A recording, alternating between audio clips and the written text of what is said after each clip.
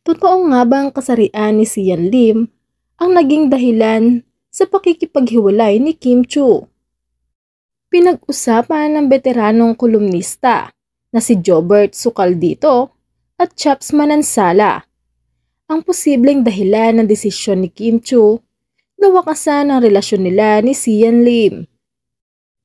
Sa pinakabagong episode ng Oras ng Opinyon, Talakayan at Diskusyon, tinalakay ng mga host ang mga chismis na natuklasan ni Kim ang tunay na pagkatao ni Sian. Walang lumalabas na mga dahilan kung bakit sila naghiwalay. Pero matunog ang usap-usapan ng mga marites na kaya raw naghiwalay sina Kim at saka si Sian dahil nabuking daw ni Kim na si Sian Lim ay bading sa ad ni Jobert.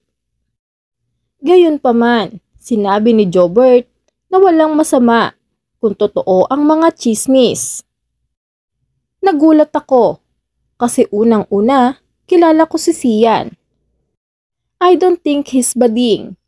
And if ever he's gay, so anong problema?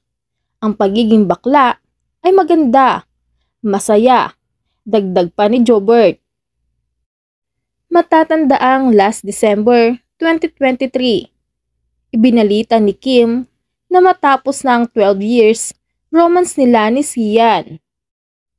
Utang namin sa aming mga taga-suporta ang katotohanan.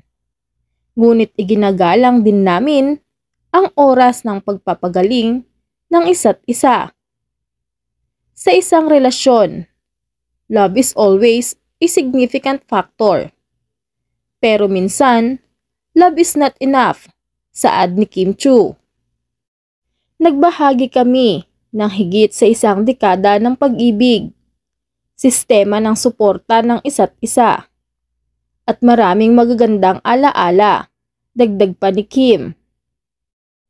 Ito ay aming mutual na desisyon na ilipat ang aming relasyon sa kung ano ang inaasahan naming maging isang panghabang buhay na pagkakaibigan.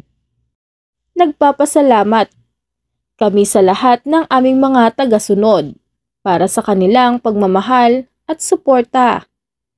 Ngunit ngayon ay hinihiling namin sa inyo na pahalagahan ang aming katapatan at bigyan kami ng privacy na kailangan namin sa pagsisimula namin ng mga bagong kabanata ng aming buhay. Sa lahat ng aming mga taga-suporta, maraming salamat sa lahat ng pagmamahal at pag-unawa, dagdag ni Kim Chu.